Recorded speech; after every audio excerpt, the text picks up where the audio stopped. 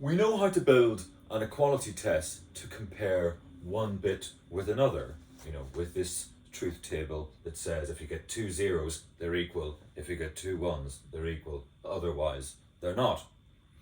But let's employ the same strategy we used for mux to show that we can actually build equality tests for arbitrarily large things. In particular, let's show that if we know how to build an equality test for n-bit things already, we can use two n-bit equality tests to build a 2n-bit equality test. So what I have here is two wide cables coming into my circuit, and my first move is to split each of them in half. So clearly, I hope,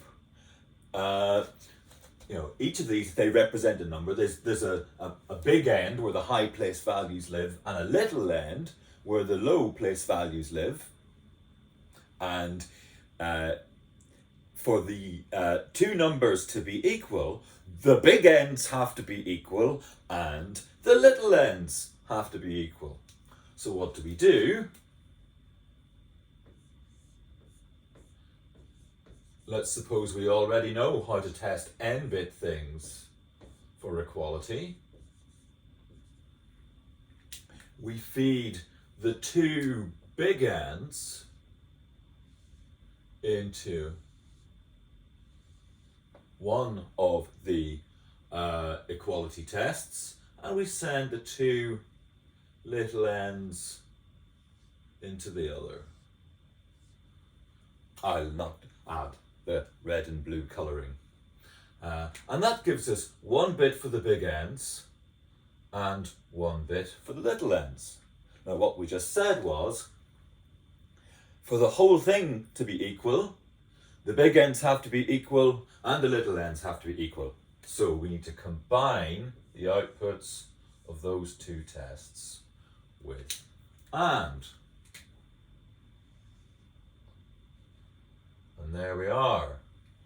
If we know how to compare n-bit numbers for equality, we can use two such comparisons combined with and to test two n-bit numbers for equality.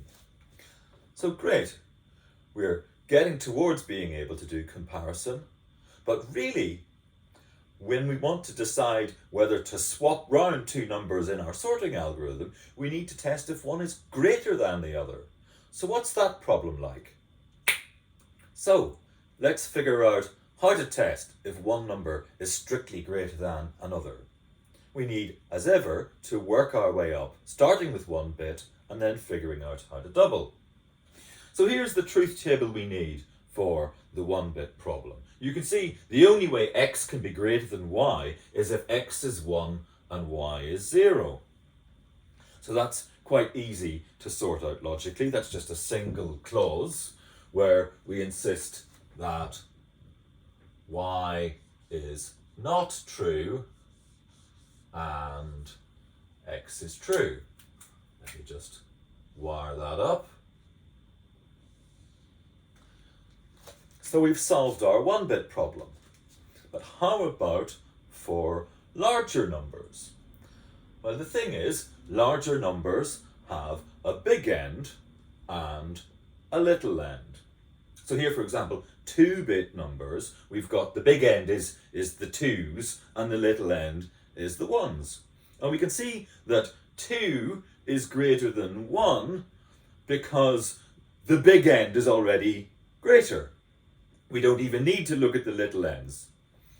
On the other hand, to see why 3 is bigger than 2, we see that the big ends are actually equal. So we have to use the little ends as a tiebreaker. And here again, 1 is greater than 0, and that's why 3 is greater than 2. So we have to capture both of these ways. One number can be bigger than another. Either they're already greater at the big end, or they're equal in their big ends, but they're greater in the little end. So we're actually going to need a little bit more circuitry in this box. We'll need one greater than test and another one for the big end and the little end, but we'll also need an equality test for the big end. So it's a good job we know how to build equality tests. So what do? We make a little junction in each of the big ends and we send them both to a greater than test and an equality test.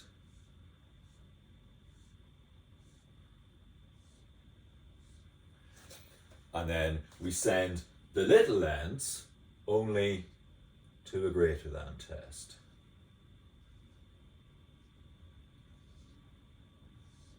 So we're assuming we already know how to do all of these things for n bits, and we're figuring out how to do them for 2n bits.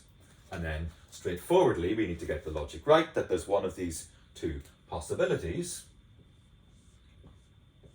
So that's going to be either we're already greater in the big end,